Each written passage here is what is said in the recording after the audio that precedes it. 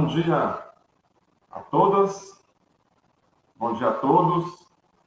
Nesta manhã de quinta-feira, 27 de outubro de 2022, nós vamos dar início a mais uma mesa redonda, a quarta mesa redonda do 10º Seminário Nacional de História Cultural. Farão parte desta mesa, além de mim, professor Marcos Antônio de Menezes, o professor Rafael Cardoso.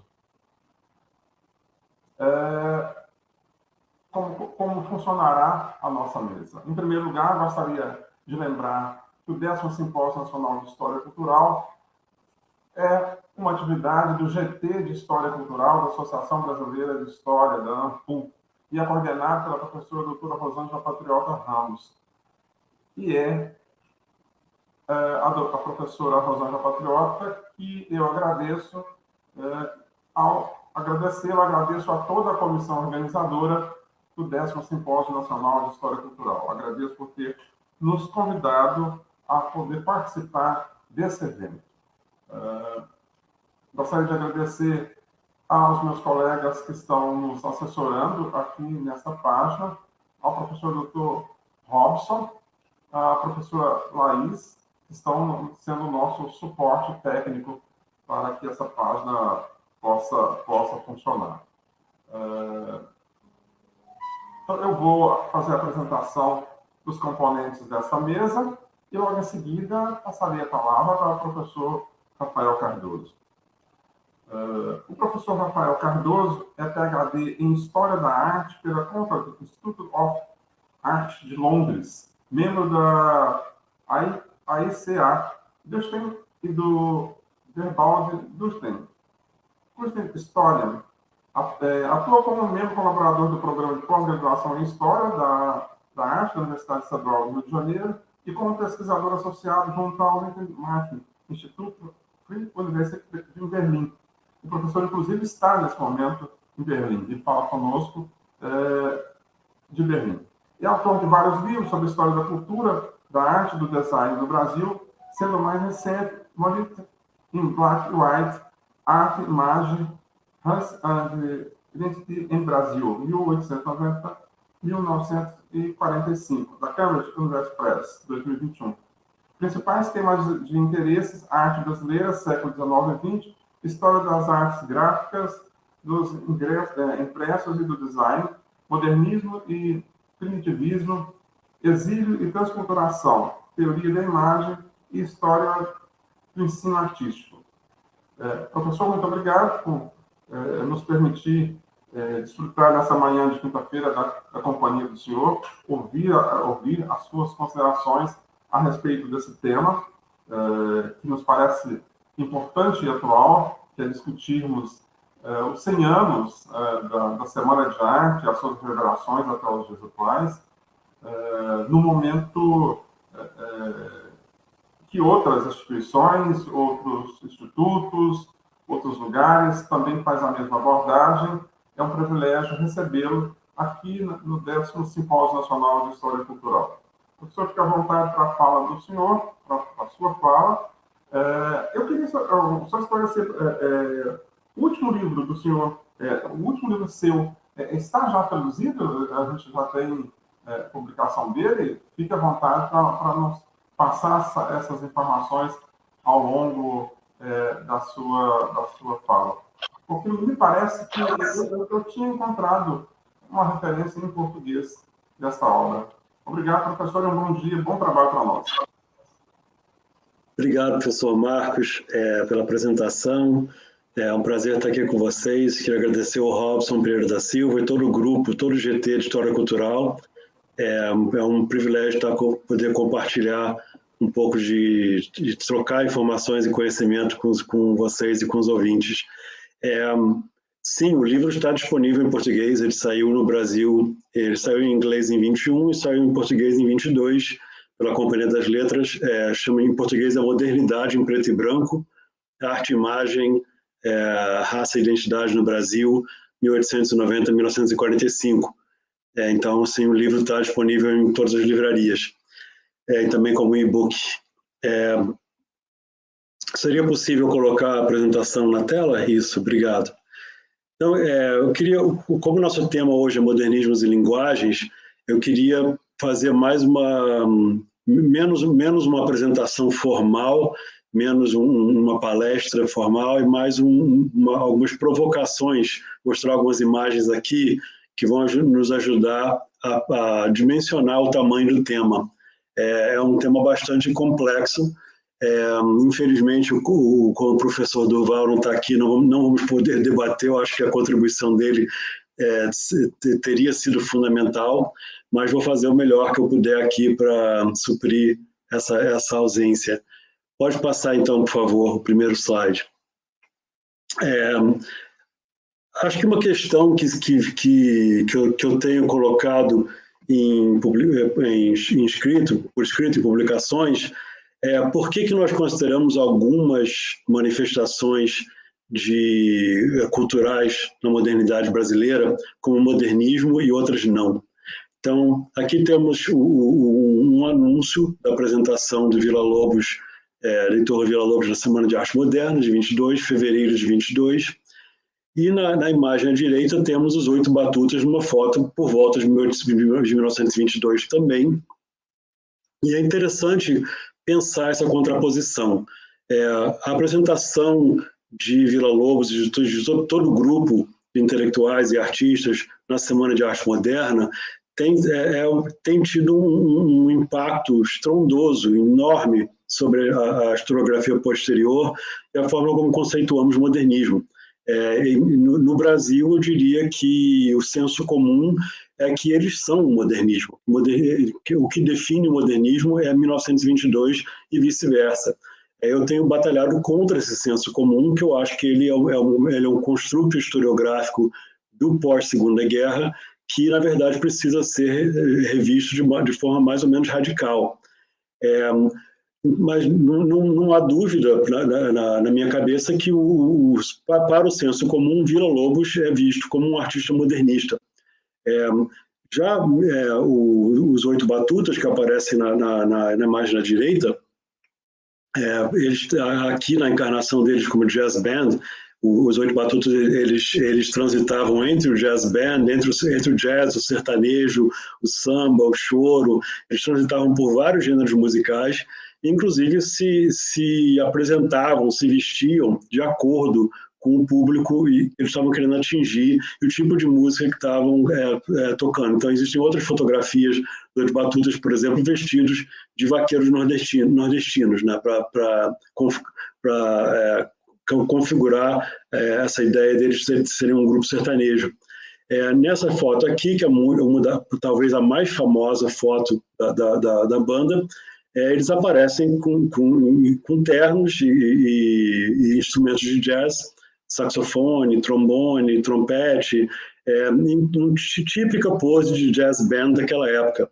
A ideia norte-americana de os músicos de jazz sendo extremamente ativos e soltos, tomando essa postura que difere completamente do tradicional, da compostura tradicional que se esperava de uma orquestra musical.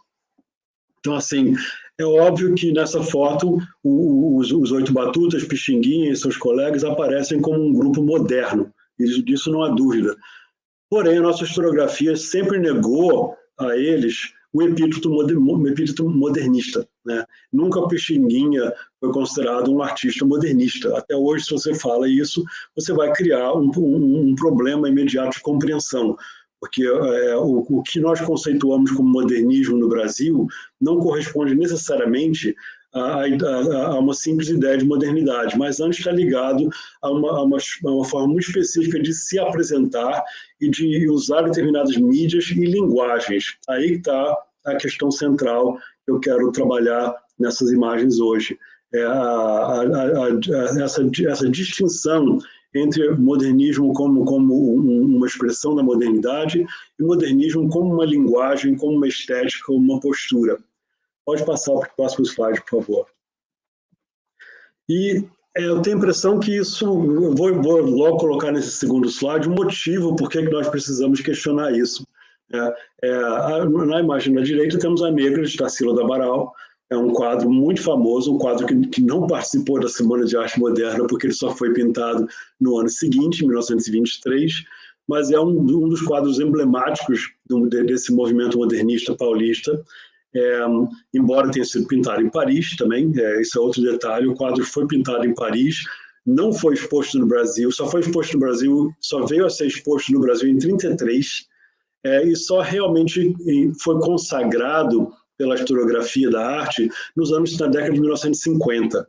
Então, assim, é um quadro que, embora ele seja hoje tido como emblemático daquele momento,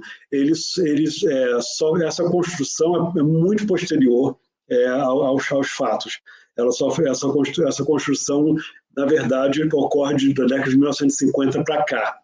Então, assim, em 23, em 33, quando ele foi exposto pela primeira vez no Brasil, não era um quadro visto como emblemático do movimento. Porém, ele claramente está inserido dentro de uma linguagem pictórica modernista que remete ao pós-cubismo, ao purismo, ao primitivismo que estava em voga em Paris naquele momento. Esse é um quadro extremamente primitivista, e a forma como ele retrata essa figura, chamada de A Negra, é uma forma, para o nosso ponto de vista do século XXI, extremamente preocupante. A negra aqui é vista como uma figura genérica, ela não é uma pessoa com identidade, com individualidade, com subjetividade própria, ela é um tipo, ela é um arquétipo, a negra genérica. Segundo, que ela está, pelo tratamento primitivista que é dado a ela está desumanizada, ela não tem orelhas, não tem cabelo, tem uma boca gigantesca que extrapola o tamanho do rosto dela, o corpo dela distorcido. O nosso recém-finado grande curador do Museu Afro-Brasil, o Emanuel Araújo, escreveu que esse olhar modernista para o corpo negro era um olhar que objetificava, que exotizava esse corpo e transformava a figura, a pele negra e o sujeito negro em um arquétipo, num objeto. Então, assim, claramente temos essa situação ocorrendo aqui no quadro A Negra da Tarsila. No entanto, o quadro é considerado um quadro importante modernista, ele é um quadro importantíssimo modernista, não é só considerado, ele é. E ele afirma toda uma posição estética dentro de uma mudança de estética, de paradigma estético, dentro da pintura brasileira. O quadro da esquerda, muito anterior, 15 anos antes da Negra da Tarsila, é um autorretrato de Arthur Timóteo da Costa, pintado em 1908. E nesse autorretrato, um dos primeiros autorretratos importantes do Timóteo, ele se coloca como um pintor negro, porque o Arthur Timóteo da Costa, o Arthur e João Timóteo da Costa, os dois irmãos, eram importantes artistas afrodescendentes, e o Arthur Timóteo se coloca aqui como um pintor decididamente negro. Isso não é gratuito, isso não é um acaso, o Timóteo está se manifestando aqui no momento em que vieram à tona as questões do racismo dentro do meio institucional artístico brasileiro. Em 1906, 2 anos antes desse quadro, ele expôs um retrato que hoje em dia está no Museu Afro-Brasil e é conhecido como Retrato de Negro, embora esse não seja o título original. Ele expôs um retrato de um indivíduo que era o contínuo da Escola de Belas Artes, Escola Nacional de Belas Artes, um homem chamado Lúcio, e ele expôs esse retrato no Salão de Belas Artes de 1906, e esse quadro suscitou uma série de reações racistas da imprensa, que ridicularizaram o ato de retratar um homem negro dentro do Salão de Belas Artes, embora isso não fosse novidade, isso já vinha ocorrendo desde o século XIX. Mas esse quadro do Timóteo suscitou um debate em 1906. O Timóteo não ganhou o prêmio de viagem naquele ano, isso foi visto como uma injustiça, como que ele teria sido preterido por ser afrodescendente.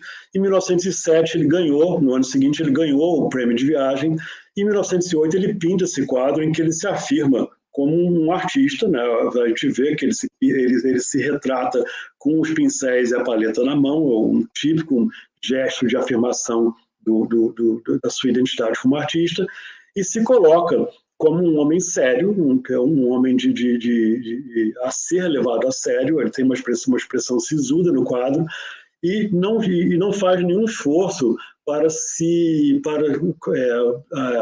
diminuir os traços afros dele ou para mascarar. É uma coisa que é interessante, de forma muito interessante, em outros autorretratos que ele pintou posteriormente, o Timóteo se retrata como menos evidentemente negro, ele menos afirmativo da sua negritude do que no quadro de 1908. Então, é interessante comparar que para a historiografia tradicional, o quadro da Tarsila é um quadro modernista, o quadro do Timóteo não é. O quadro do Timóteo se encaixa dentro de, dependendo como quem está olhando para ele já foi classificado como um quadro pré-moderno, ou então como um quadro acadêmico. Os dois rótulos são, a meu ver, completamente insustentáveis. O acadêmico, por ser uma generalização que coloca no mesmo balaio toda a produção do século XIX e início do século XX sem distinções e, portanto, ela não tem o menor senso de nuances das mudanças dentro dessa produção. E o pré-moderno, por ser um rótulo historiográfico nonsense, sem sentido, né? Ninguém faz nada para ser pré. É relativamente raro na história da arte e da literatura alguém se manifestar como pré. Existem casos, mas são poucos. O pré quase sempre é uma construção historiográfica a posteriori.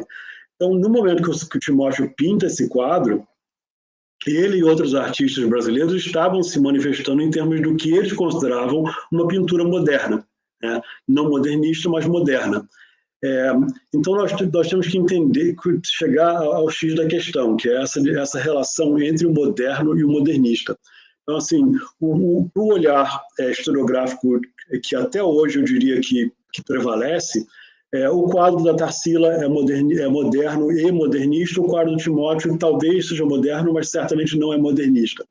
Agora, para esse nosso olhar atual, 2022, nós conseguimos reconhecer na autoafirmação do Timóteo novidade, algo bastante importante dentro da história da arte brasileira. Um pintor afrodescendente se afirmando como homem negro e artista negro.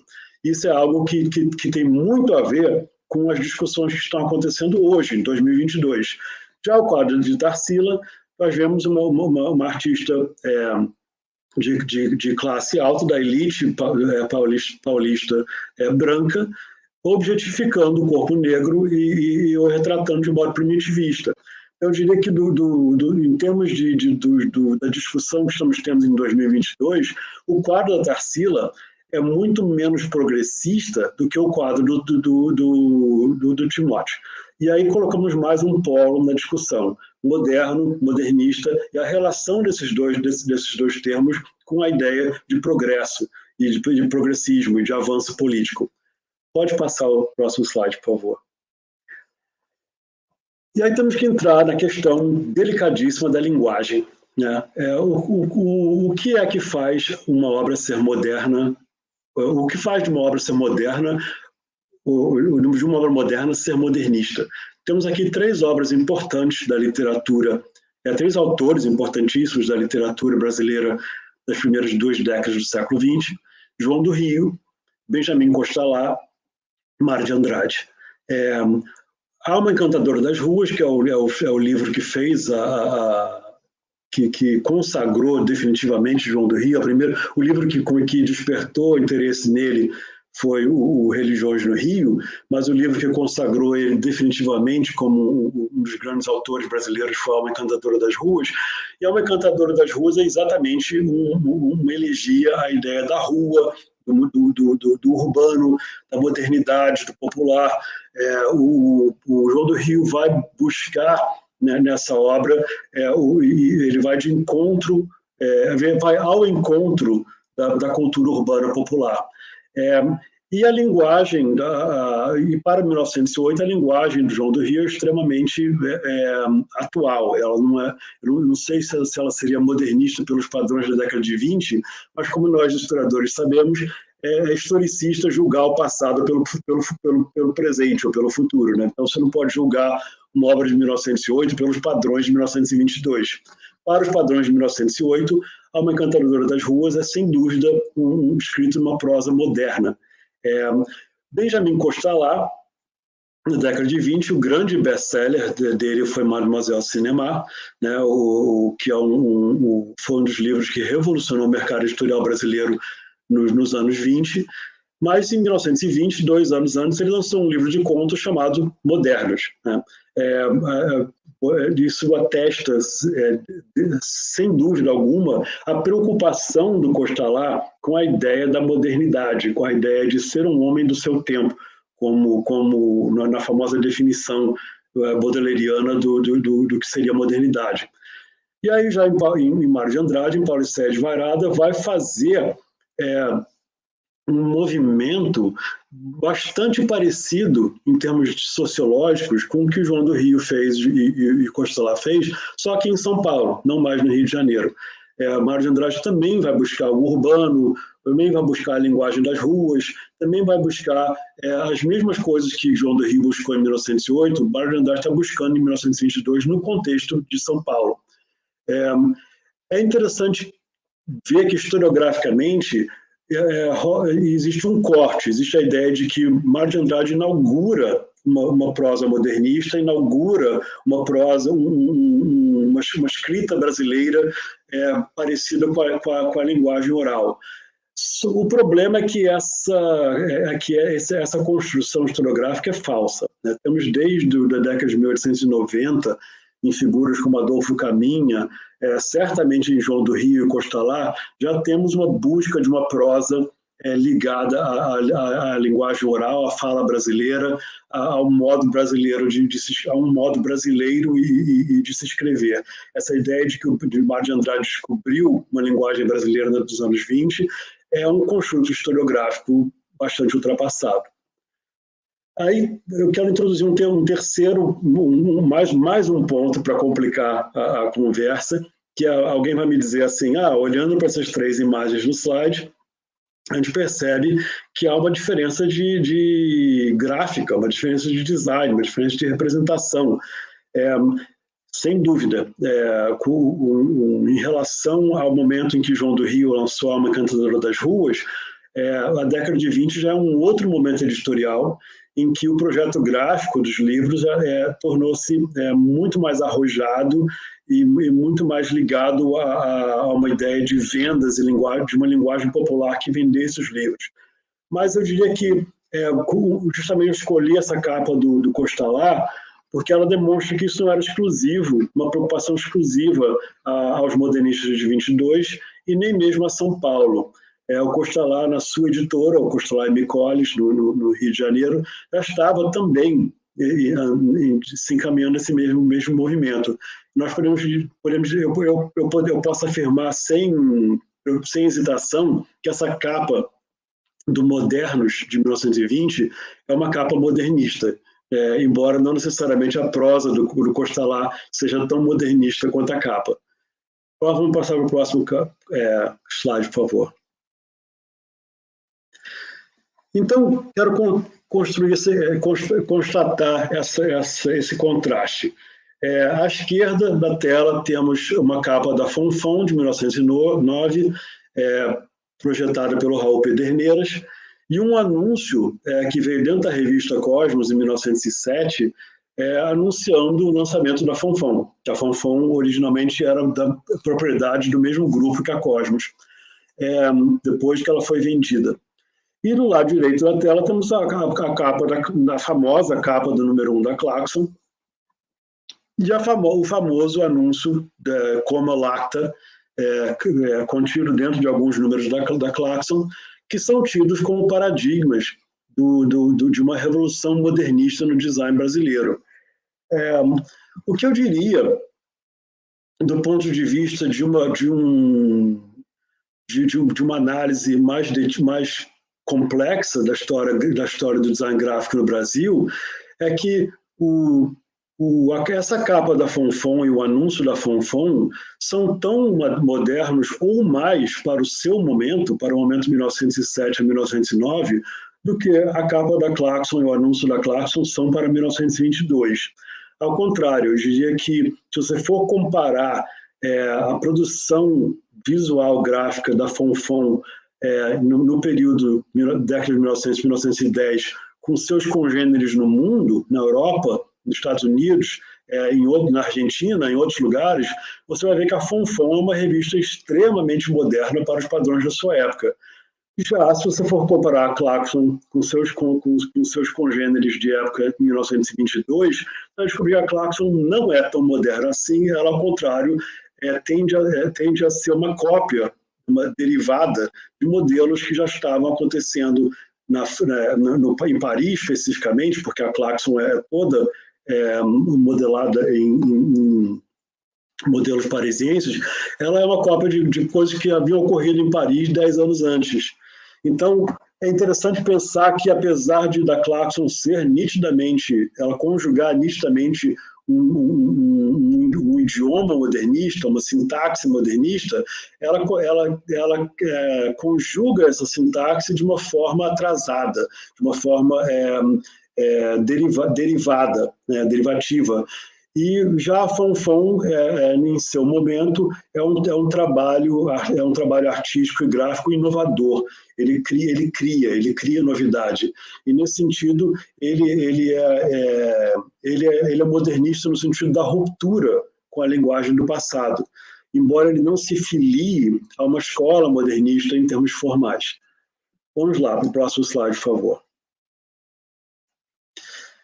E aí temos uma outra questão que eu acho fundamental quando nós estamos pensando na semana de 22.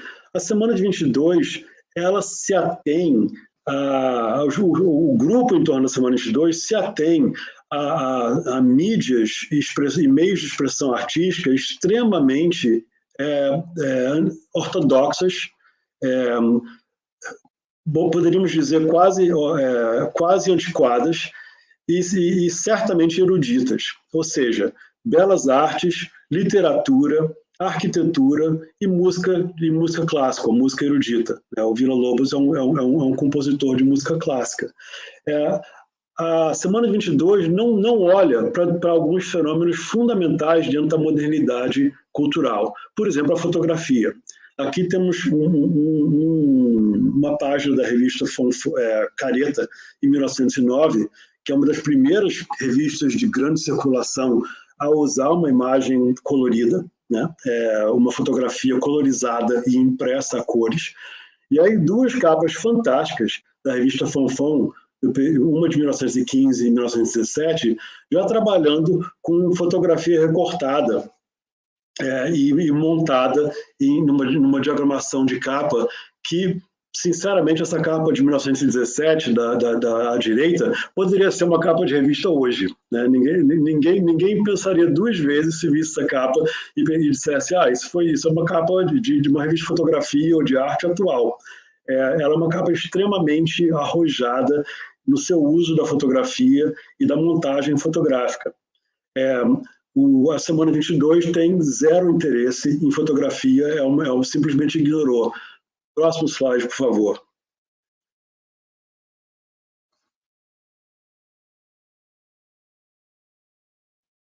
A mesma constatação com o cinema.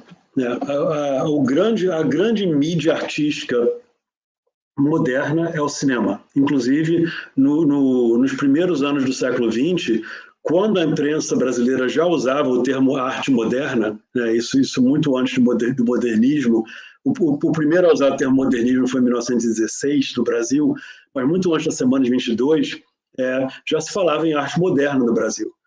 E a conversa sobre arte moderna era quase sempre sobre cinema. O uso mais comum na imprensa era a arte moderna cinematográfica, ou arte moderna do cinema. O cinema era considerado a arte moderna por excelência. E Ao contrário do que prega a historiografia do cinema no Brasil, existe uma história do cinema mudo no Brasil, só que quase tudo foi perdido. Nós temos, infelizmente, por causa da falta de preservação e cuidado, é um material muito frágil, grande parte do cinema mudo brasileiro está perdido, né? Então, assim, essa imagem, esse anúncio de jornal que eu estou mostrando aqui, do filme Amor e Boemia, de 1918, esse filme está perdido, ele não existe, né? Ninguém sabe como ele era. Ele é um filme produzido em 1918, estrelando o Calixto Cordeiro, que é o Calixto, que é o grande ilustrador e performático desse momento, uma pessoa que eu destaco, uma figura que eu destaco muito no meu livro, Modernidade Preto e Branco. Outros filmes também perdidos, o Barro Humano, do Ademar Gonzaga. E aí, claro, uma coisa que não se perdeu, as revistas de cinema. Então, temos aqui A Cena Muda, uma capa de 1921, que atende em todos os quesitos, inclusive ao tipográfico, a uma linguagem modernista daquele momento, né? Então, assim, um ano antes de 1922, a grande imprensa já está trabalhando num registro claramente modernista, antes que os artistas eruditos descobrissem essa ideia. Então, acho isso muito interessante. Em alguns países do mundo, o modernismo acontece primeiro no meio erudito e depois ele é copiado pelo popular, ou pela cultura de massa. No Brasil, me parece, é uma tese que eu acho que ainda, né, precisa ser comprovada, precisa ser discutida mais, mas eu lanço como hipótese. A cultura de massa antecedeu a cultura erudita no Brasil. O modernismo aconteceu no Brasil primeiro na cultura de massa, ou na cultura midiática. É discutível se isso já era cultura de massa, sendo que não tínhamos uma massa consumidora para isso. Mas na cultura midiática, na cultura popular urbana, já havia claramente manifestações modernistas em termos de linguagem antes dos eruditos das artes plásticas, da literatura e da música descobrirem o modernismo a partir de 1922. Vamos seguir para o próximo slide, por favor. E aí eu queria trazer aqui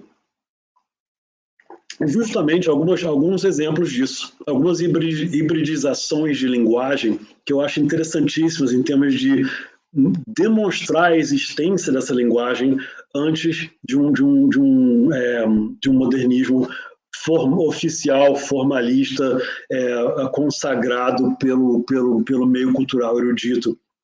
Então, assim, essa capa à esquerda da Fonfon, de 1910, que é produzida pelo Calixto, é uma capa extraordinária, tanto pelo seu uso do alto contraste cromático, né, o uso dramático do preto, azul e branco, para simular um efeito de fotografia. Ela não tem nada de fotografia, mas o próprio enquadramento dela, ele faz um enquadramento arredondado na borda superior para fazer parecer com a estrutura de fotografia, as fotografias montadas em carta de visita, que ainda faziam parte do repertório imagético da época. Então, o Calixto cria uma moldura aqui na capa, uma moldura dentro da capa, e depois usa o alto contraste entre preto, branco e azul para dar um efeito cromático de fotografia preto e branco. E aí, com esse céu nublado do azul e branco, ele cria uma manifestação, assim, eu diria, quase expressionista, em termos pensem assim num grito do Munch, né? Ele cria um expressionismo visual dentro da imagem.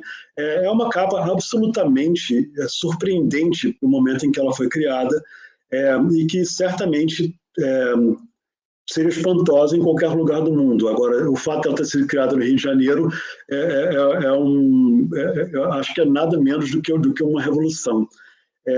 Essa imagem do meio, 1913, Serpentinos, também saiu na revista Fonfon. Ela é uma fotografia manipulada por retoque de fotográfico, e aí impressa em duas cores para criar essa imagem, esse quadro em homenagem ao Carnaval. É uma imagem absolutamente experimental em termos de técnica em termos de mídia, em termos de linguagem, para o momento em que foi criada. Seria uma obra fotográfica de ponta na Rússia soviética, isso é anterior à Revolução Russa. Isso é uma imagem que seria de ponta em Paris, né, que era a capital da impressão gráfica nesse momento. E é uma imagem absolutamente experimental em termos de arte gráfica, em termos de fotografia.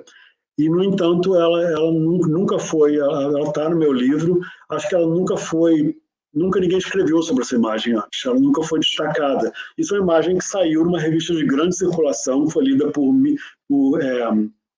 milhares, dezenas de milhares de pessoas no Brasil em 1913, enquanto, evidentemente, como todo mundo sabe, a Semana de Arte Moderna foi vista por centenas de pessoas, né, nas melhores hipóteses.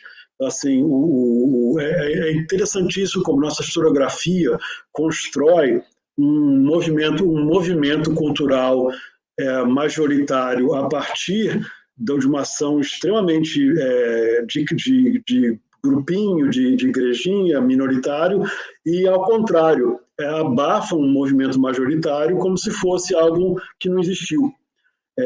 Existem livros inteiros, eu acho que isso é um ponto que eu sempre critico, existem livros inteiros que discutem as revistas, a modernidade das revistas, e não consideram as revistas de grande circulação, por definição. Elas consideram que a revista de grande circulação, por definição, não é uma revista modernista. Isso me parece um elitismo puro e simples. E a terceira imagem aqui, essa capa fantástica da Fanfan, feito pelo artista Fernando Correia Dias, em 1916. Ele fez uma capa em homenagem ao São João, as festas de São João, em que tudo, a imagem inteira, o título da revista, toda a informação é construído com tachismo simulando fogos de artifício. É um recurso gráfico simples, não tem nada do experimentalismo da imagem do meio, mas é um recurso gráfico extremamente modernista em termos de linguagem gráfica e pictórica. Vamos passar adiante. Eu acho que esse é o último slide agora. Então, aí eu queria contrapor. Como eu falei no início, eu não estou aqui, não estou oferecendo conclusões nenhuma, eu não estou oferecendo uma conclusão, eu estou querendo abrir uma conversa, um debate.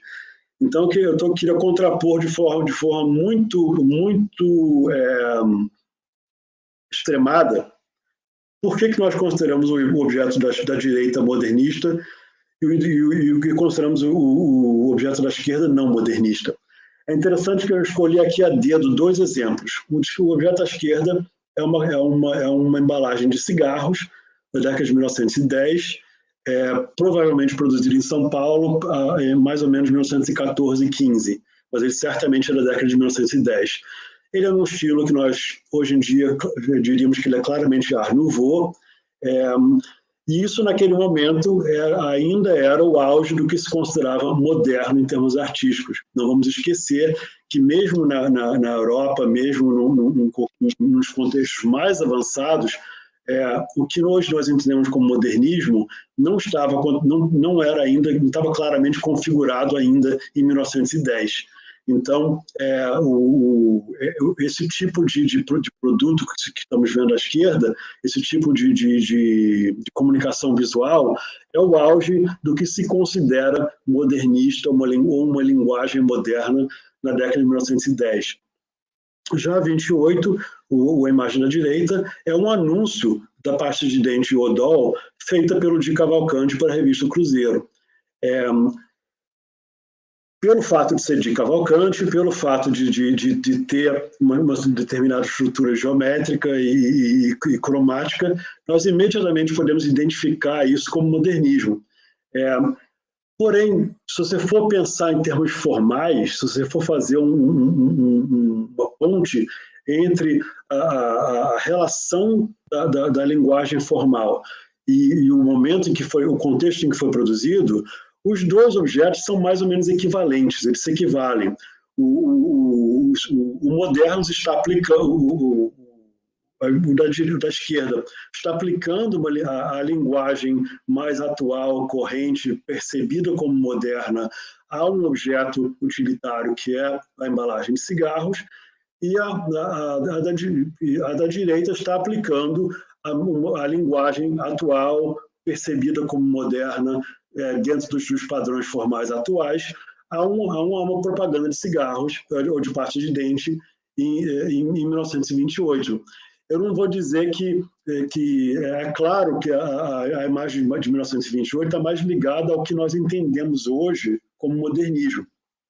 Porém, o que eu quero argumentar aqui, esse que é o ponto importante, eu diria que em termos de em seu próprio contexto, em sua própria época, essas duas obras se equivalem em termos de modernismo. Ou as duas são modernistas, ou as duas não são modernistas.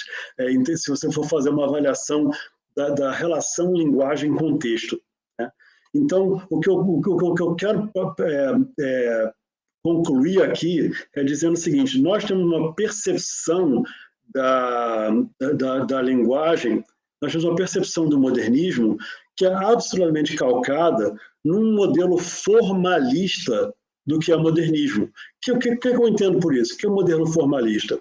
É a ideia de que o modernismo corresponde a determinadas formas de expressão dentro por exemplo, dentro das artes plásticas, a gente poderia dizer cores primárias, formas geométricas, abstração, em determinadas qualidades formais que são percebidas como ligadas à produção modernista. Esse construto historiográfico foi elaborado entre a década de 30 e a década de 60, entre a década de 1930 e 1960, por agentes como Clement Greenberg, por exemplo, o famoso crítico de arte nova-iorquino, Clement Greenberg, que foi a pessoa que desenvolveu a ideia de que o modernismo dentro da pintura, o modernismo é um movimento em direção à abstração e reconhecimento da superfície pictórica como uma superfície plana e a pintura como não representacional. Essa ideia do Greenberg, que foi trabalhada desde os anos 30 até os anos 60, e acabou sendo consagrada por instituições como o Museu de Arte Moderna de Nova York, o MoMA, acabou sendo consagrado por toda uma historiografia da arte, que hoje em dia é vista como aquilo que ela foi, absolutamente partidária e querendo construir uma determinada visão do que era o modernismo na arte, uma visão entre outras. Então, hoje em dia, na história da arte, a visão greenbergiana do modernismo é vista como uma visão entre outras. Tem muitos modernismos, não tem um modernismo. A definição greenbergiana não é hegemônica, ela é uma ideia de modernismo que subsistiu com outras ideias de modernismo. Então, por exemplo, nós podemos dizer, entre as outras muitas ideias de modernismo, existe uma ideia do modernismo como a ideia construtiva do modernismo. O modernismo como uma arte engajada com a revolução social. E essa não era a visão greenbergiana, claro. O Greenberg tinha uma outra visão. O Greenberg não estava interessado nessa questão de alinhar a produção artística com a revolução, embora o Greenberg tenha sido comunista na juventude. Mas isso não importa, isso não é o caso. O que eu quero enfatizar aqui é que, em termos de arte históricos, falar de o modernismo é completamente ultrapassado. Isso ficou na década de 1980. Nos últimos 40 anos, nós falamos em os modernismos e precisamos, quando nós estamos conversando uns com os outros, discussão arte histórica séria, a pessoa precisa dizer de qual modernismo está falando.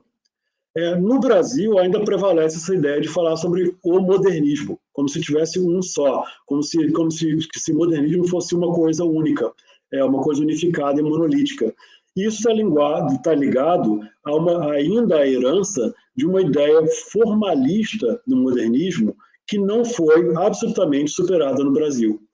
E eu diria que isso não foi superado no Brasil porque continua o debate a acontecer dentro de um meio muito restrito, vou dizer aqui, porque não elitista, em que pessoas que prezam a produção erudita de determinados grupos e indivíduos discutem com outras pessoas que também prezam a produção desses mesmos grupos e indivíduos. Então, assim, não tem um olhar da nossa historiografia para a cultura urbana, para a cultura midiática, para a cultura de massa, para a cultura popular. Essas coisas são sempre desconsideradas e jogadas para um segundo plano. E não à toa, não por acaso, esses outros meios culturais são os meios culturais que são menos dominados pelos agentes e atores de elite e onde tem mais chances de surgirem expressões artísticas vindo de populações e meios historicamente subalternizados e subordinados na sociedade brasileira. Aí eu aponto para um Calixto, por exemplo, um Arthur Timóteo da Costa, um Lima Barreto, um João do Rio, todos autores afrodescendentes. E é isso que eu vou parar minha provocação por aqui e devolver a palavra para o professor Marcos Menezes. Obrigado.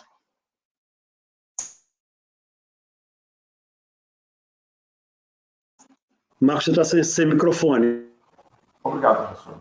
Mais uma vez, obrigado, professor Rafael Cardoso, pela fala do senhor, acho bastante clara para nós, bastante inquietante, digamos assim, porque nos coloca problemas que esse evento se propôs a discutir. Ou seja, não se trata de uma desconstrução, porque já temos entendimento há algum tempo, de que não é possível se falar em modernismo, mas sim em modernismo, mas é uma fala que nos alenta a pensarmos aí pelos exemplos que o senhor traz dessas imagens. Muito obrigado, professor.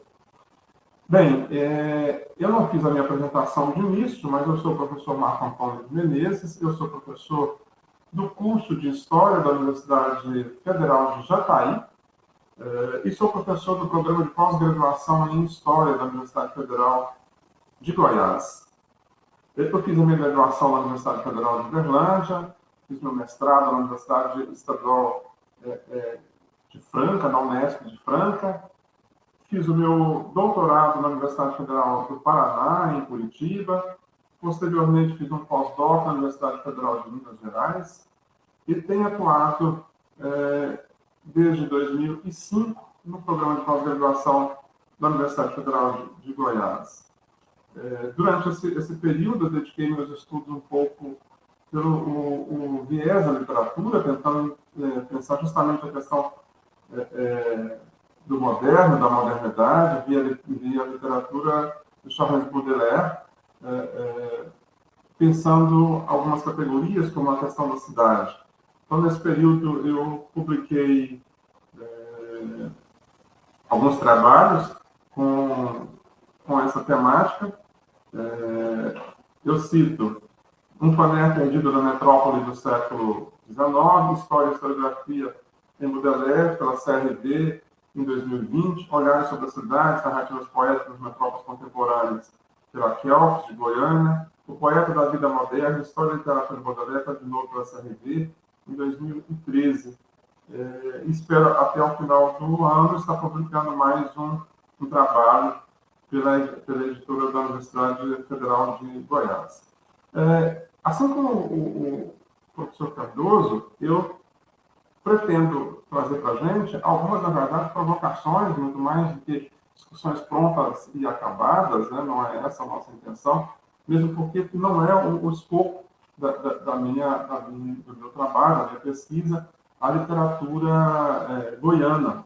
Mas eu queria chamar a atenção, nesse momento que nós falamos dos 100 anos da Semana de Arte de 22, e como, na verdade, isto que até, como disse o professor, até a década de 80, ou um pouco depois disso ainda, se cristalizou de chamar de modernismo brasileiro. Isso se cristaliza e cria alguns ícones dessa cristalização. É só para citarmos na literatura, vamos lembrar figuras como Mário de Andrade, Oswald de Andrade, Manuel Bandeira, o Cassiano Ricardo, o Menor Del Pique, entre outros, né, que são qualquer manual de escolar, quando a gente vai falar de produção literária modernista, vão aparecer esses nomes, quando, na verdade, outros nomes são deixados de lado para que pudéssemos, não tão colocados para que pudéssemos pensá-los, né? Então, nesse sentido, faço um pequeno recorte de dois autores goianos que não poderia, né, nessa tipologia ou nessa classificação, ser enquadrados como modernistas, não estão ligados ao grupo, diretamente ao grupo 22. Um deles, né, desculpe eu não ter esperado para nós aí, mas é Tropas e Boiadas, né, do Hugo de Carvalho Ramos. Né? Então, Tropas e Boiadas é um livro de 1917, né, desse jovem goiano, que não se enquadra nesse cânone de 22, mas que parece que já traz questões para que pudéssemos pensar essa situação. Outro é do único escritor goiano, né, que teve assento na Academia Brasileira de Letras, que é o Bernardo Ellis, né, com um livro que é posterior à data, né, de 22, é só na década de 30 que ele vai publicar, Termos Gerais. São duas obras daquilo que se convencionou chamar de regionalismo,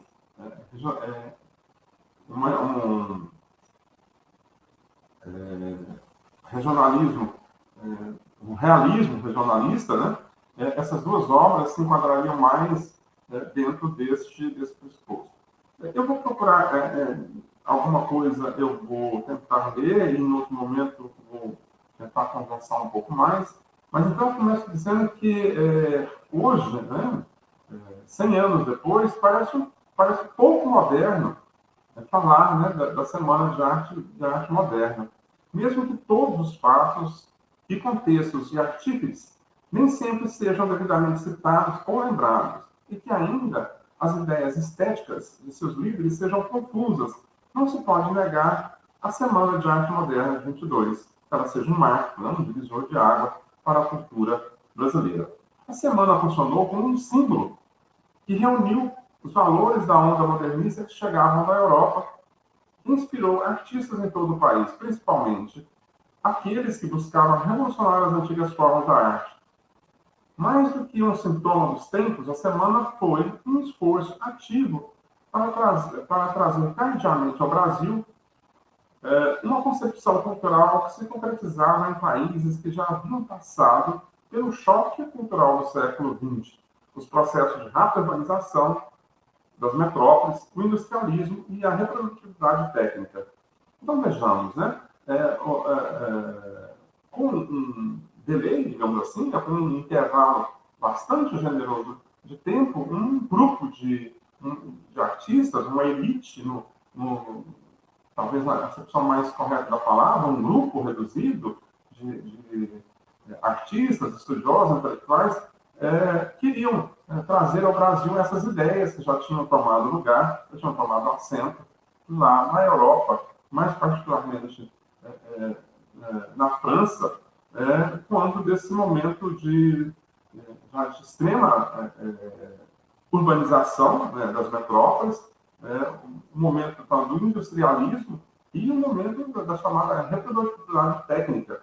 Vamos lembrar que os três movimentos, né, não podem ser mostrados e marcados no século XX.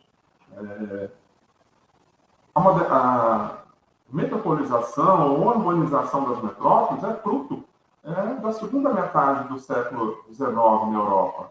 Lembremos a reforma haussmanniana de Paris, de 1852 adiante. Ou mesmo, né, da mesma Paris, com a sua industrialização, aí também, na primeira metade do século XIX, consolidação no século XX. E a reprodutividade técnica, né, a reprodução da técnica, vamos lembrar que ela também já acontece no século XIX.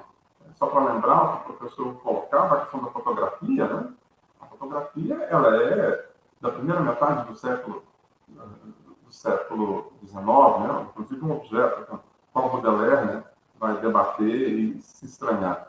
Mas é bom lembrar que, anteriormente aos movimentos artísticos da semana, a segunda e a terceira década do século XX no Brasil foram marcados por um grupo de criadores que ruminaram as transformações sociais do início do século. Estes sujeitos criaram, principalmente na literatura, obras que dialogaram com a realidade social, pautada principalmente por conflitos na política dirigida pela oligarquia rural, e onde o nascimento da burguesia urbana e a industrialização desabrochavam.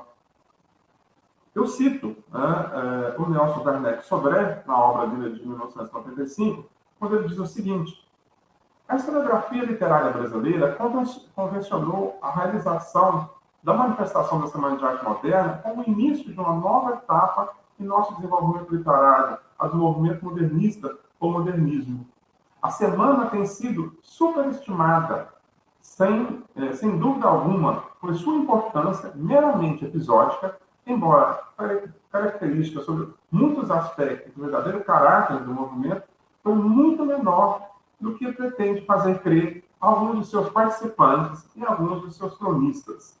Olha, isso o professor Sodré está dizendo isso lá, uma obra dele de 95, isso que nós estamos reafirmando aqui ao longo dessa semana, nesse evento. Sabe-se que o modernismo foi para o Brasil um grande ferramenta de transformação cultural, seja na cena artística ou mesmo na sociedade da época, que na primeira metade do século XX acompanhava as grandes mutações que a literatura e as artes começavam a aceitar. O Brasil estava preparando as condições sociais.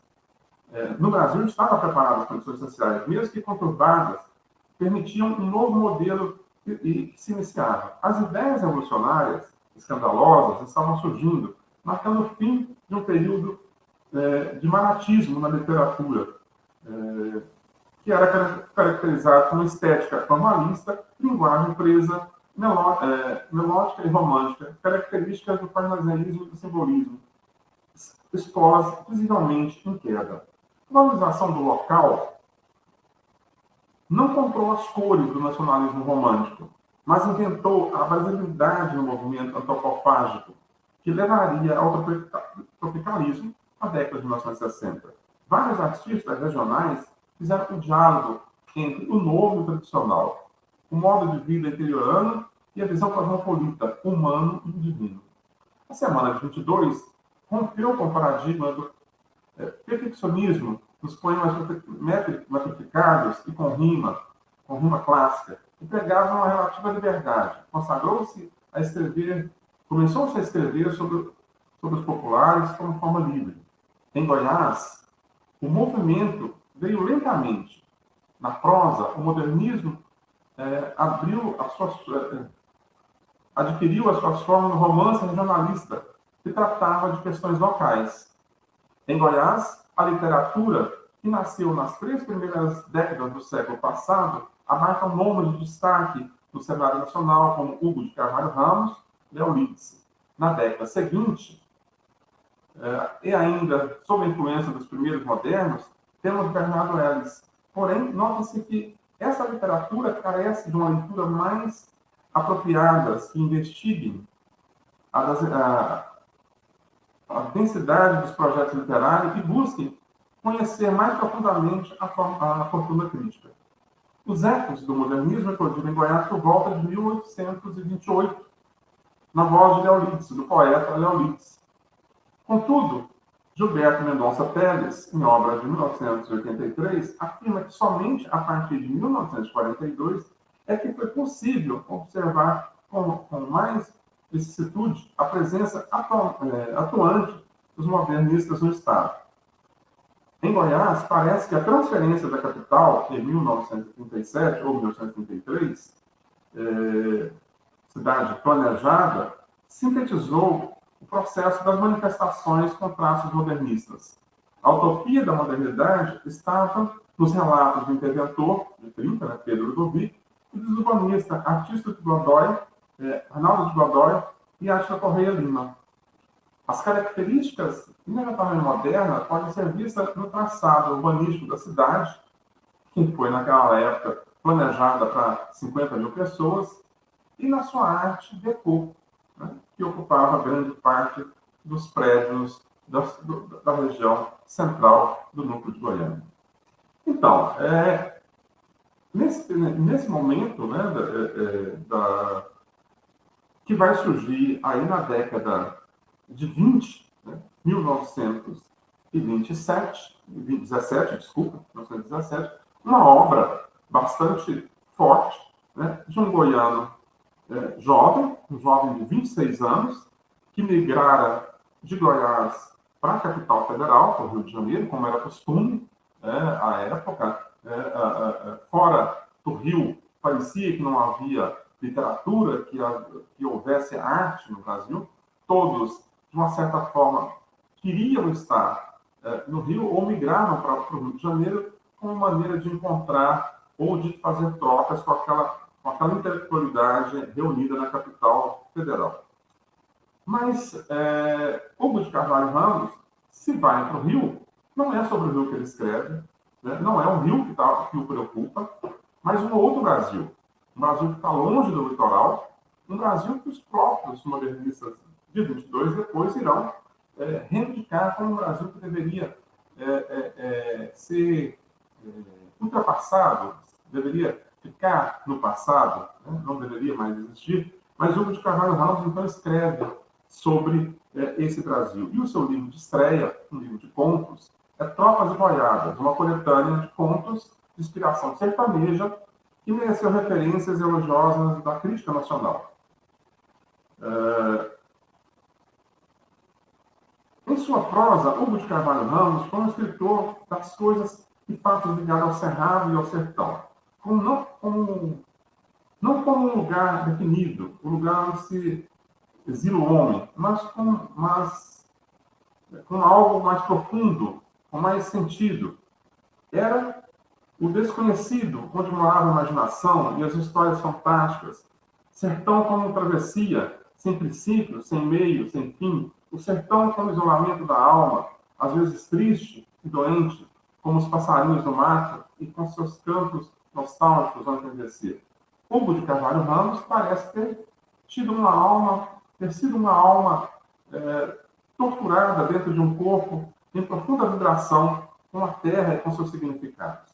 Ramos não apenas foi um contista pré-modernista, definição nossa, posterior, mas também poeta de mérito, que colaborava com revistas no Rio de Janeiro e em Goiânia, no Goiás. Hugo de Carvalho Ramos é o primeiro escritor regionalista de real importância a considerar nesse período. Histórias e quadros sertanejos constituem o grosso do seu primeiro livro, Tropas e Boiadas. Histórias que são fruto de sua vivência nos chapadões goianos. O contista utiliza termos poéticos a exaltar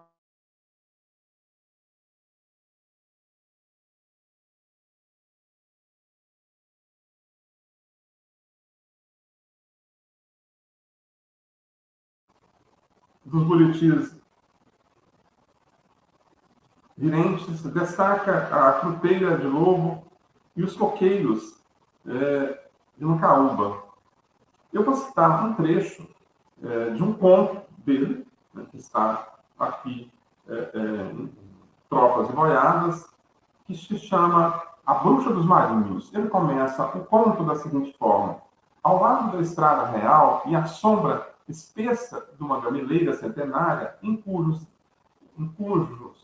esgalhos finos cantavam em épocas de sazão a passarada e arquitetavam o ninho gentil, os povis e tiês mimosos de papo fulvo e penugem as olajadas das campinas, ficava a venda da bruxa dos marinhos, assim como a noda minúscula e alvinente de um rés branca sobre o fundo verde dourado, a imensa malhada que eram aquelas paragens.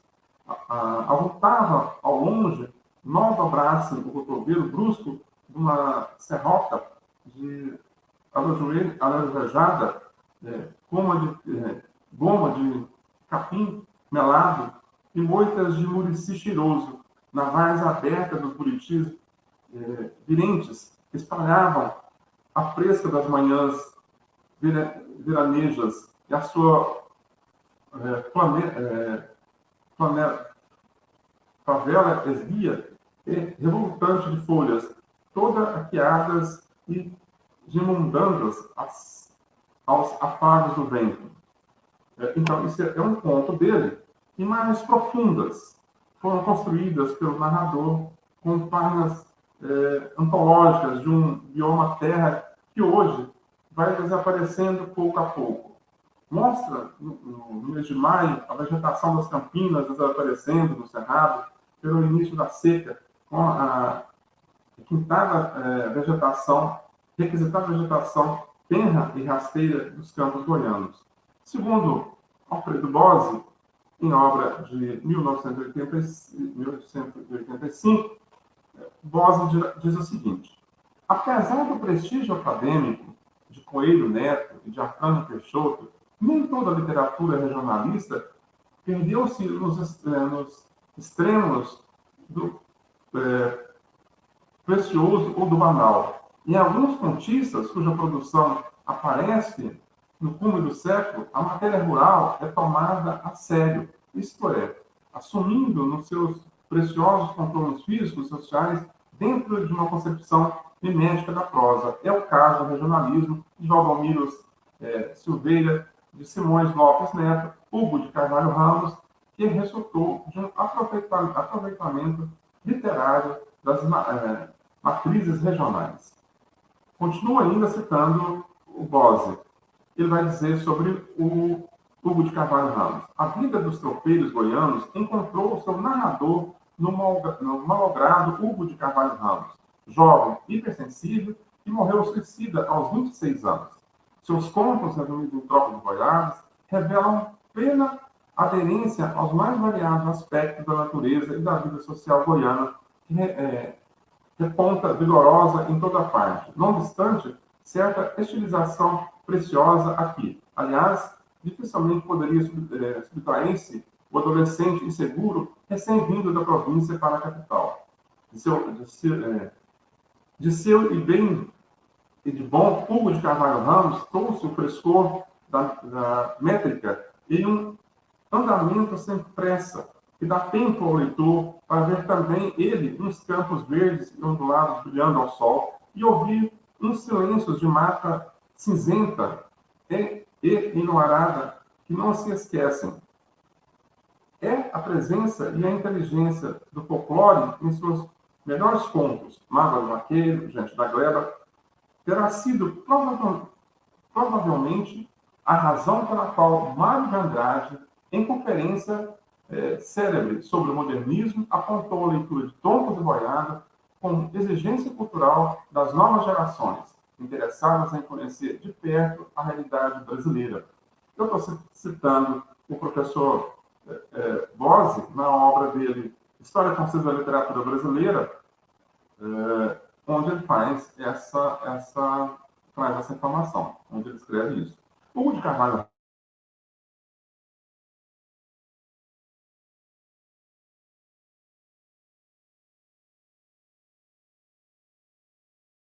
na consolidação de literatura que se pretende desvencilhada da angústia romântica, da representação identitária, livre da repetição de forma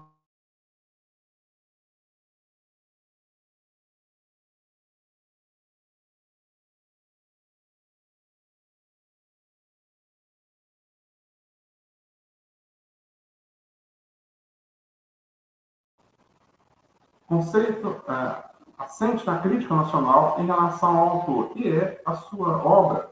Entretanto, os especialistas reconhecem o regionalismo cavaliano como um trabalho desenvolvido em divasão diferente comparativamente ao regionalismo ortodoxo, fugindo do exotismo e do pitoresco em seus contos, introduzindo a denúncia social em sua produção, fazendo desse autor um jornalista dentro da linha programática realística, como afirma Bose.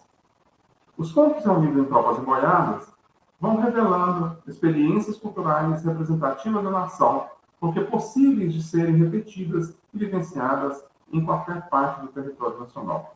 O livro trazia também um diferencial no conto Gente da Gleba, onde vai mostrar aí a situação do trabalhador rural no interior do Brasil.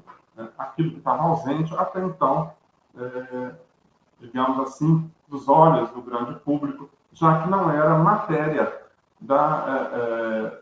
dos escritores da capital, da corte. Junto com Hugo de Carvalho Ramos, quem vai seguir por essa trilha é Bernardo Ellis, que com seu livro de estreia,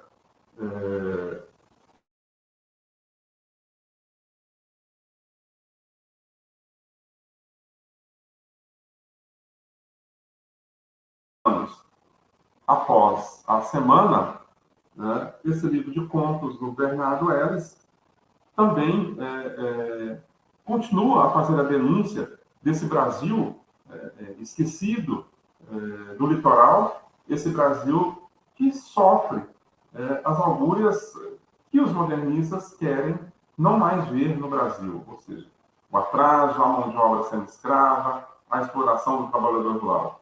Bernardo Ellis é um dos expoentes do modernismo goiano, é apresentado como escritor que tem características semelhantes a de Bandeira e Mário Andrade. Embora tenha participado da poesia, Bernardo logo migrou para o conto regionalista e o consagrou como o maior contista do Brasil Central. Os textos de Bernardo Ellis muitas vezes chocaram o público, não compreendia ainda a evolução do escritor que mesclava um tom sombrio, grotesco e muitas vezes sórdido.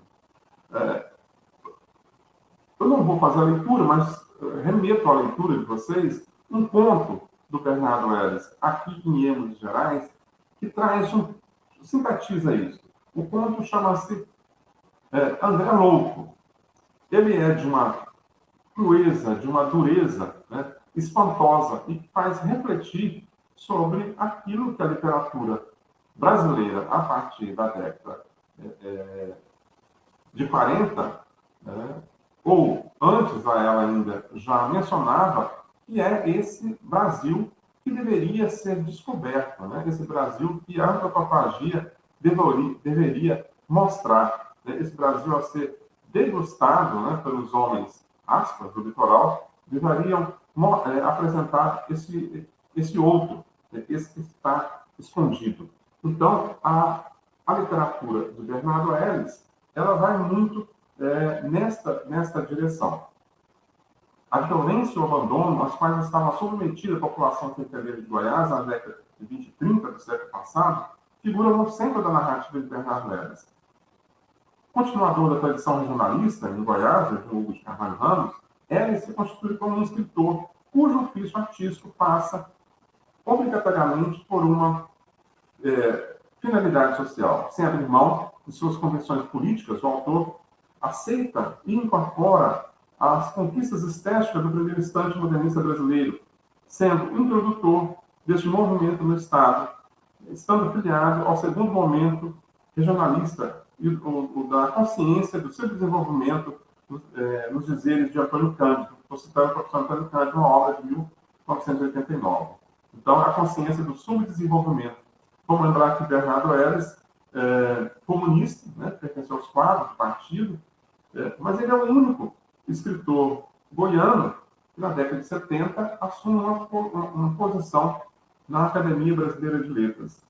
Se nos contos, gênero no qual Bernardo Ellis é nacionalmente reconhecido, sua estética se liga à questão ciclo do gado, em O Tronco, romance, né, que virou vídeo, né, virou documentário, romance bem mais acabado esteticamente, hoje é na sua 10ª edição, mesmo tendo como ponto alto o assassinato que ficou conhecido como a Batalha do Douro, a narrativa transpõe não só o documento, ao recriá-lo como literatura, mas principalmente ao não se limitar à crônica dos acontecimentos, atingindo o que hoje definimos por romance histórico. Logo, O Tronco ilustra literalmente a paulatina incorporação de Goiás ao cenário econômico nacional e internacional e, consequentemente, as profundas modificações da estrutura socioeconômica do Estado. Bernardo Ellis é a figura mais importante do modernismo goiano. E como está registrado, é isso que está registrado no artigo sobre literatura goiana nas páginas 600 na página 650, da Enciclopédia de Literatura do Afrânio Coutinho. Diz mais referência à referida enciclopédia que Bernardo Ellis, em Minas Gerais, veio a tornar-se o maior contista do Brasil Central e recebeu os mais sinceros louvores da crítica nacional, passando a figurar entre as mais típicas obras regionais. Cristão de Ataíde dirá que a obra de Bernardo Ellis é de verdade social impressionante, uma criação linguística de uma beleza, de uma originalidade absolutamente singular. É uma fusão rara entre o falar culto e o falar popular. Então, eu penso que esses dois escritores goianos, né, Goiás nem de longe, né, faz parte do cânone das artes, né, não está inserido nesse cânone, muito menos as produções mais recentes da intelectualidade goiana se inserem nesse lugar fora do litoral. Ainda padecemos, no Brasil do século XXI, dessa dicotomia litoral-sertão, litoral-interior. Nos parece que essa dicotomia ainda não foi vencida. E hoje, quando nós paramos para conversarmos sobre os 100 anos da Semana de Arte Moderna de 22, nos parece que isso fica mais claro. E a gente citou aqui dois escritores que são enquadrados dentro daquilo que se chama regionalismo, mas tantos outros na literatura brasileira também podem receber essa alcunha, como Euclides, da Cunha, né? E outros que já estavam escrevendo em 22. Mas, como bem disse aqui o professor Rafael, foram obliterados, né? Vários artistas foram obliterados por uma concepção que, em primeiro momento, precisava negar o passado para se afirmar enquanto presente. Precisava construir uma história a partir do seu lugar de fala. Mesmo que para isso fosse obrigado a colocar debaixo do tapete outras produções que hoje, claro, né, a partir do nosso conhecimento no século XXI, ao olharmos para esse curto período, não dá para a gente dizer que longo do que, mas para olharmos para esse período de um século ou um pouco mais, já eram tão ou mais modernas do que aquelas que foram produzidas por Mário de Andrade e por outros de 22. Eu acho que a nossa intenção aqui é provocar um pouco essa discussão e não termos aqui nenhuma forma acabada. Como eu me referi no início, eu não sou, digamos, um estudioso da literatura goiana, mas me senti um pouco instigado a falar desses dois goianos. E eu não sou goiano, bom que se diga isso, eu estou aqui já tem 16 anos, eu sou mineiro, e vim conhecer essa literatura, vim conhecer um pouco dessa produção após chegar no estado e começar a dar aulas na capital e ler aquilo que se produziu aqui nesse período. Mas é isso, muito obrigado. Nós vamos, então, abrir para as perguntas que os nossos colegas estão enviando. Nós temos aqui comentários, né, que foram dirigidos a nós. Dizem aqui, professor Rafael, muito interessante e instigante a sua fala, parabéns. Gostaria que você comentasse um pouco sobre a relação entre as memórias dos modernistas e o processo de modernização no Brasil. Então, a memória dos modernistas e o processo de modernização do Brasil. Fique à vontade, professor. Estou aqui, obrigado, Marcos. Estou aqui ainda tentando processar essa sua fala, que eu não conhecia nada dessa literatura goiana, e é impressionante, assim, quanto mais a gente estuda, mais a gente descobre que há exceções à suposta regra, né? Eu diria que a regra é a exceção, porque são tantos regionalismos, tantos modernismos diferentes, né? Regionais e segmentos sociais, é interessantíssimo. Em relação a essa pergunta, eu acho que essa é uma pergunta-chave, é a pergunta fundamental de ser feita. o processo de modernização no Brasil e a relação dele com esses modernismos e com a consagração. Eu não sei se eu usaria a palavra memórias, eu digo com a consagração de uns e o apagamento de outros, que eu acho que temos aí um processo que justamente não é um processo de memória, de construção da memória, é um processo de consagração oficial de alguns fatos e de apagamento de outros fatos. Como isso ocorre, eu acho que não tem uma regra geral, mas me parece que o Brasil tem um anseio muito grande pela modernização cultural há muito tempo. O querer ser moderno antecede muito o modernismo e os modernismos, e sobrevive a eles. Né? Nós ainda utilizamos a ideia de modernidade cultural de uma forma muito solta, mas de uma forma como um objetivo geral. Isso não está necessariamente ligado nem ao processo de modernização política e social e nem aos modernismos artísticos. Acho que tem um descompasso, às vezes um descalabro entre esses diversos processos. O Néstor Garcia Canclini dizia que um problema fundamental na América Latina é um descompasso entre o modernismo artístico e a modernização em termos políticos e sociais. Então, nós temos sociedades em que você tem um modernismo vibrante, uma arte moderna, literatura moderna, música moderna vibrantes e, ao mesmo tempo, nenhum avanço social em termos de direitos humanos, direitos de trabalho, direitos civis e políticos. E isso é interessante, é uma característica específica da condição latino-americana. Na Europa, nos Estados Unidos, o modernismo artístico, de modo geral, os modernismos artísticos, de modo geral, andaram juntos com a modernização política e econômica. Então, temos um paradoxo da América Latina que o Canclini chama de modernismo sem modernidade. Isso é interessante de pensar, né? que de certa forma, e aí o Canclini fala assim, em relação ao México, que uma parte do trabalho dele foi feita em cima do México, né? Embora ele seja argentino. E ele diz que em relação ao México, o modernismo é muitas vezes visto como um simulacro, uma forma de disfarçar a falta de modernidade. Ou seja, as elites, o poder dominante faz uso da estética modernista como uma forma de mascarar a falta de modernidade e modernização política da nação.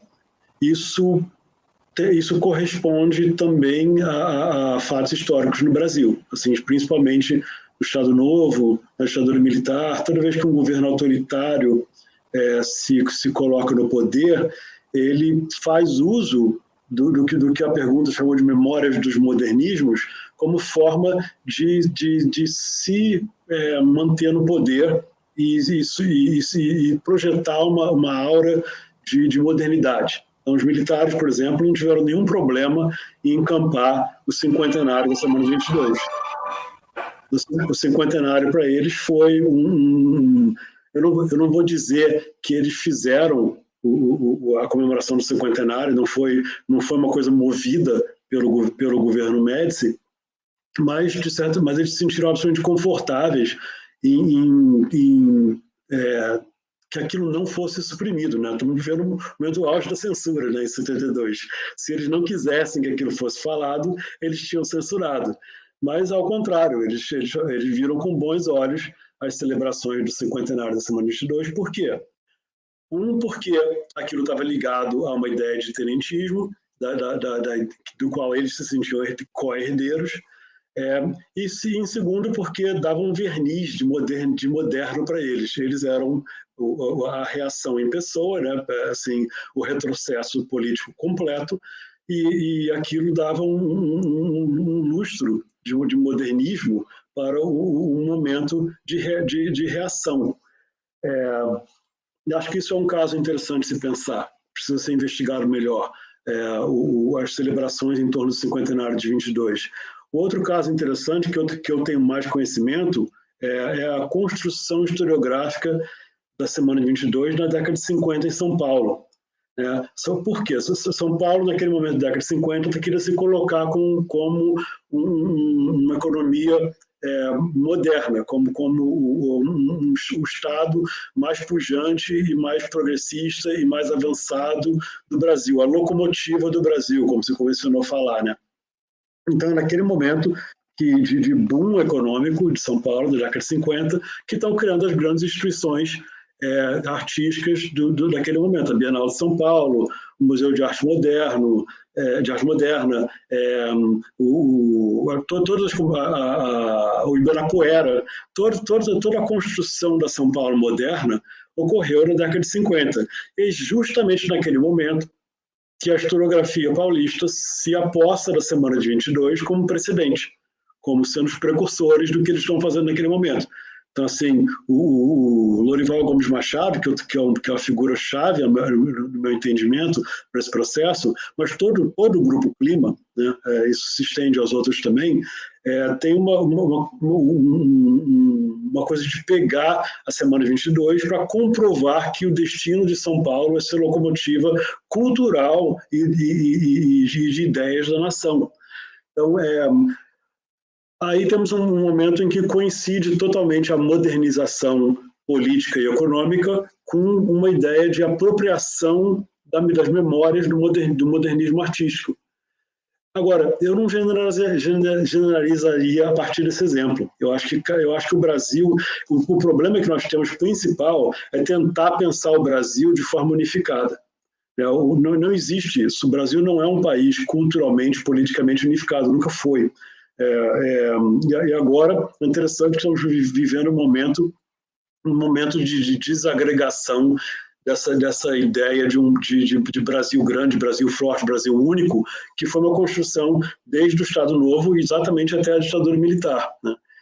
E agora estamos voltando a uma fragmentação da ideia de Brasil. Então, assim, eu não generalizaria, eu não acho que tem uma regra para isso. Eu acho que existem são vários movimentos em que desses dois polos que a pergunta colocou, a modernização e o modernismo estão tensionados. São polos que vivem em constante tensão. Essa tensão é diferente de acordo com região, é diferente no Nordeste do que em Goiás, né? Eu não conheço o caso goiano, mas imagino que seja. É diferente no Nordeste, é diferente em Recife do que em São Paulo. Esse descompasso, ele anda em marchas diferentes, mais rápida, mais lenta, mais devagar, mais rápida.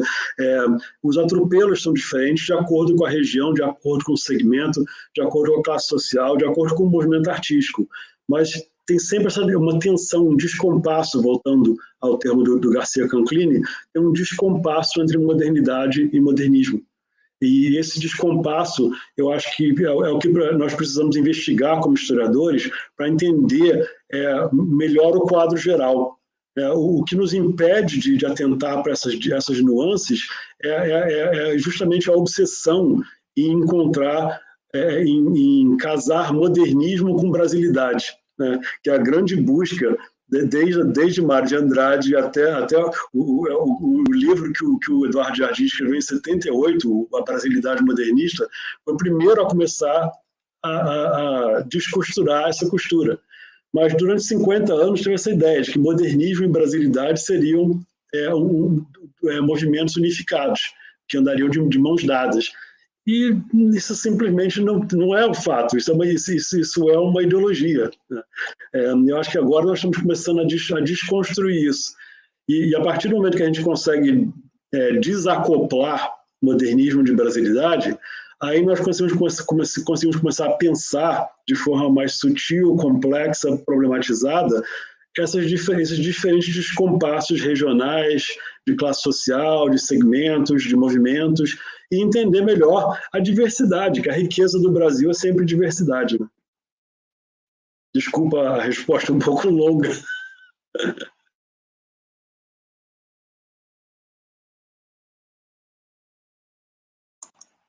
Marcos, está sem microfone de novo, você está mudo.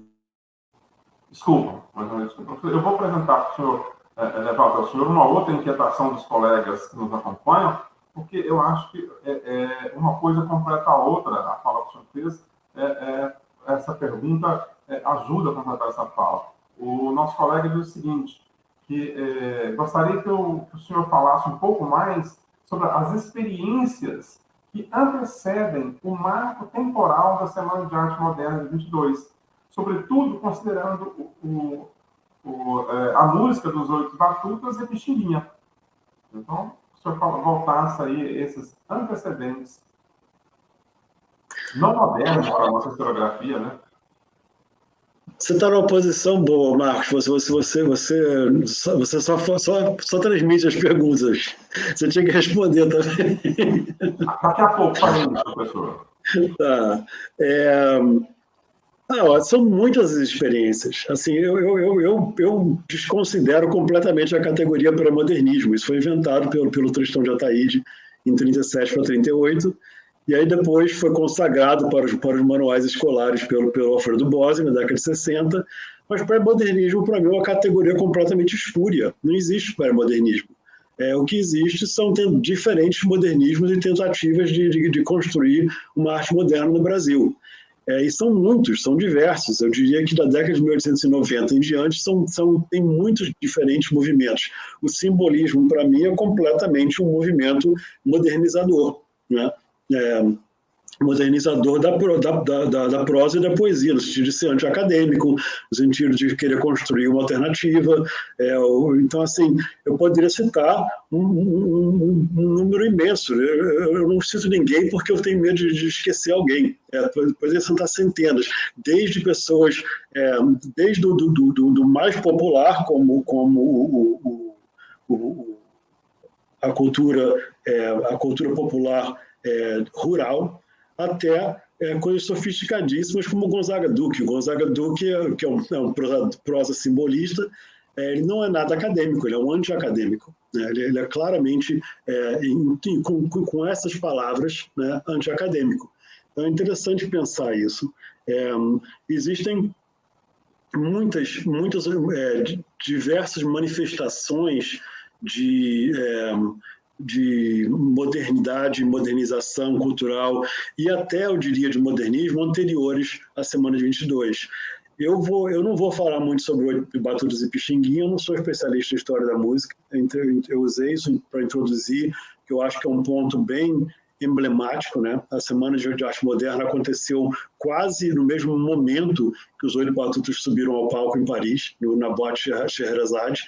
Foi final de fevereiro, início de março, que eles começaram a se apresentar em Paris. Então foi assim, questão de ser um paralelo quase perfeito no tempo. Por isso eu comecei com aquele exemplo. Mas eu não sou especialista nisso, tem muitas pessoas mais qualificadas para falar sobre história musical do que eu. Eu vou me ater à minha especialidade. Eu diria que nas artes plásticas, na pintura, nós temos casos como Eliseu Visconti, né, como Hélio Zeilinger, como o Timóteo da Costa, o próprio Timóteo da Costa que eu mencionei. Tem uma série de artistas plásticos, Rodolfo Chambellan, até certo ponto, série de artistas plásticos que estão experimentando técnicas, estilos, linguagens modernizantes antes de 22. Nas artes gráficas, diria que nós temos figuras importantíssimas, né? Aí eu insisto muito no Calixto. O Calixto é uma figura de modernização. Digo, o Calixto para mim, o paradigma mais interessante de um artista modernista, como se diz em francês, avant la lettre, né? Antes da letra, antes do fato. O Calixto era performático, ele fazia arte experimental, transgredindo e misturando mídias e gêneros, e usando linguagens absolutamente inovadoras. é uma figura interessantíssima, até uma figura politicamente conservadora, como o J. Carlos. O J. Carlos é um artista muito interessante em termos de linguagem técnica. Eu diria que o J. Carlos produziu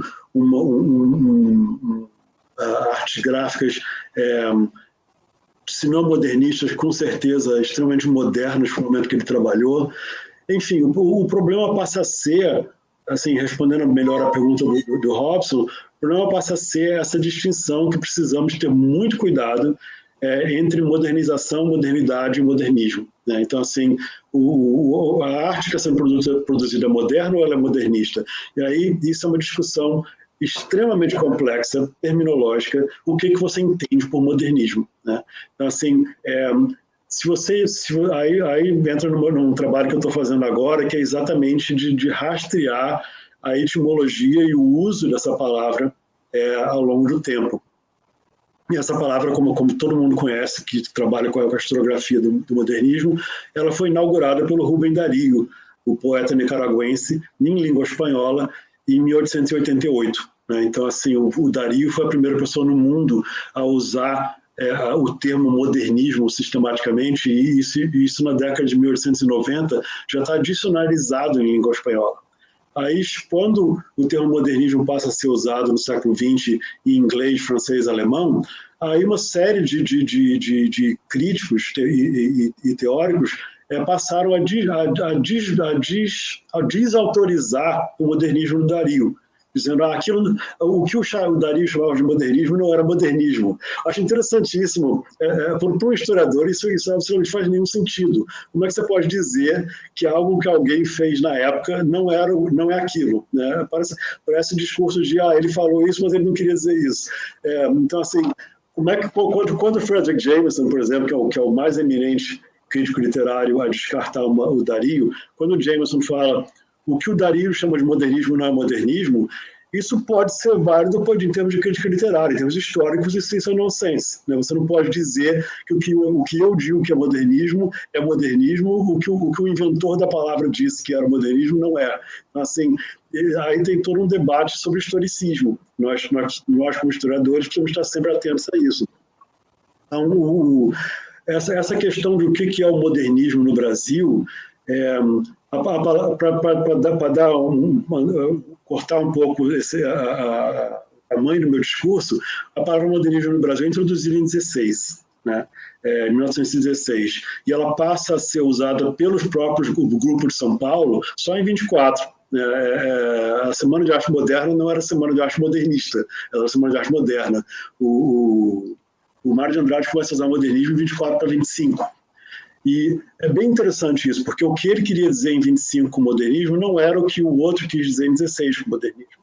Então, e que, por sua vez, também já não era o que o Darío quis dizer por modernismo em 88, e década de 1890.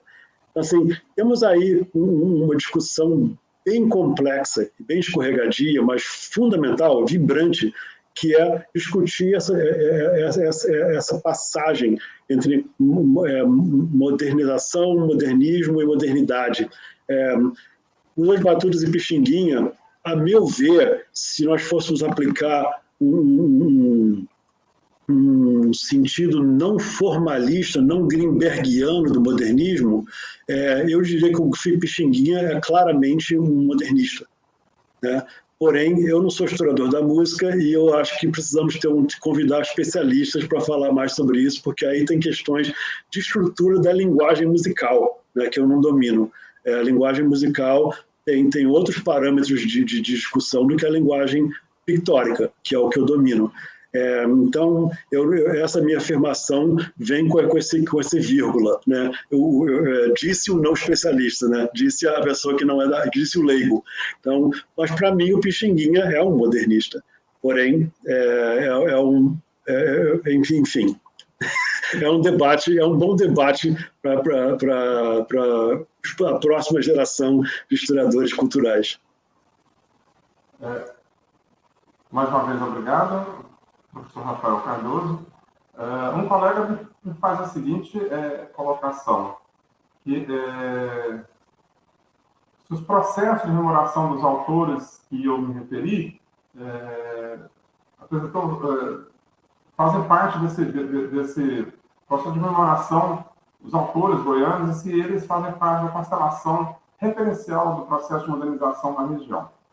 Então, como o professor Carlos já havia falado, há digamos, um delay, o que a gente vai chamar de modernismo, de modernização, né?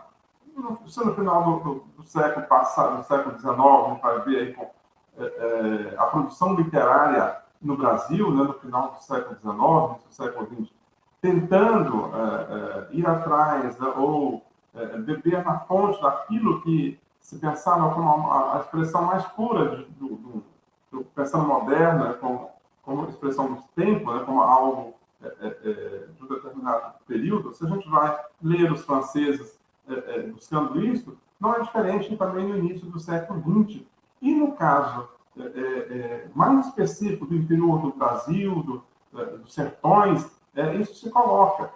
Se a gente pensa que até bem pouco tempo, até para a historiografia especializada, o que a gente lia para pensar no Brasil, do interior aos relatos de viagem, de um Saint-Hilaire, de um Paul, de um Garda, de um Castelnau, e nesses relatos de viagem, esses autores colocavam, né, como o local, né, claro, né, eles não vieram de Marte, mas mesmo se tivessem vindo de Marte, eles iam falar a partir da realidade que eles conheciam, ou seja, que era a realidade europeia do início do século XIX, já tinha passado, né, que estava no auge da Revolução Industrial, no momento que as metrópoles se agigantavam, ou passavam por reformas. Então, o Goiás sempre foi visto como esse lugar, aspas, sem passado, sem história. E, como eu disse no início, nos parece que o moderno, a modernidade, teria chegado a essa região só depois da Revolução de 30, com a proposta de se construir uma nova capital para o Estado, a mudança da capital, uma capital que é planejada, que é feita no compasso na régua, diferente daquilo que dizem que era a antiga cidade de Goiás, uma cidade jogada em qualquer lugar, que não foi, a gente sabe que não foi. Mas, então, para tentar afirmar o espaço, né, de produção intelectual goiano como um espaço de produção do, aspas, moderno, essas duas literaturas, ou esses dois autores, são hoje reclamados, né, são colocados aí nesse grupo de intelectuais, entre esse grupo de intelectuais brasileiros que escreveram, que pensaram sobre o Brasil do século XX. Então, tanto Bernardo Ellis como Hugo de Carvalho Ramos, sim, faz parte desse processo, né, que tenta referendar uma modernização da região, né? Eles são colocados como aqueles que estão traduzindo as vozes desse Goiás à época dessas transformações mais acentuadas, né? Como se Goiás estivesse parado no tempo, desde o final do século XVII, quando começa aqui chegar as primeiras populações vindas de outras regiões, né, como do norte e região sudeste para cá. Mas eu acho que eles, sim, hoje, eles precisam e são, muitas vezes, por nós, mobilizados para mostrar, olha, não, aqui se produzia, aqui se pensava, aqui se debatia, algo que não é inerente só ao Goiás, mas que naquela época era inerente a todo o Brasil. Não sei se pude responder, repito mais uma vez, assim como bem lembra a professora, que eu não sou especialista em literatura goiana, não trabalho nesse diapasão, né? Apenas resolvi trazer aqui essas questões para poder mostrar que existe modernismo, e não podemos falar de Semana de Arte Moderna de 22, pensando em apenas numa concepção de moderno, né? Ou apenas uma concepção de arte moderna. Né? Há vários modernismos, né? Várias coisas foram produzidas no território brasileiro e não é diferente de Goiás. Né? Claro, quando a gente cita Bernardo Ellis, todos vão se lembrar, mas ele ocupou a cadeira, ele foi acadêmico, né? Em 74, ele vai para a Academia Brasileira de Letras, o maior reconhecimento que talvez que um poeta, um escritor em terras brasílias, eu gostaria de ter um assento na academia brasileira. Então, ele teve esse assento, então, talvez por isso seja um dos festejados aqui. Inclusive, ao fazermos isso, ao destacarmos aqui Hugo de Carvalho Ramos e Bernardo Veras, estamos destacando aqueles mais conhecidos para além das fronteiras do Paranaíba, para além das fronteiras de Goiás. Outros estão sendo obliterados por nós aqui nesse momento. Estão deixados de lado, que não podemos negar que também, naquele momento, foram modernos. Falar de um espaço. Mais uma vez, obrigado a todos aqueles que nos acompanham. Me parece que nós estamos tendo uma certa instabilidade na nossa transmissão, professor Rafael. Perdemos em certos momentos, caímos na nossa internet, mas de todo não chegou a prejudicar muito as nossas exposições. Professor, eu retorno a fala para você fazer a sua conclusão. Fique à vontade, professor Rafael Cardoso. Eu não tenho nada para oferecer de conclusivo. Eu estou apenas a agradecer ao professor Marcos Menezes, agradecer ao GT de História Cultural, essa oportunidade de a gente conversar sobre esse assunto. Eu acho que conversando a gente se entende. Tenho visto, ao longo desse ano, participei de vários debates e tenho visto que tem uma consciência nova dessa ideia de que o Brasil precisa ser pensado de uma forma mais plural. Então, assim, o professor Aldrin Figueiredo, lá no Pará, tem um trabalho exemplar em relação à modernidade paraense.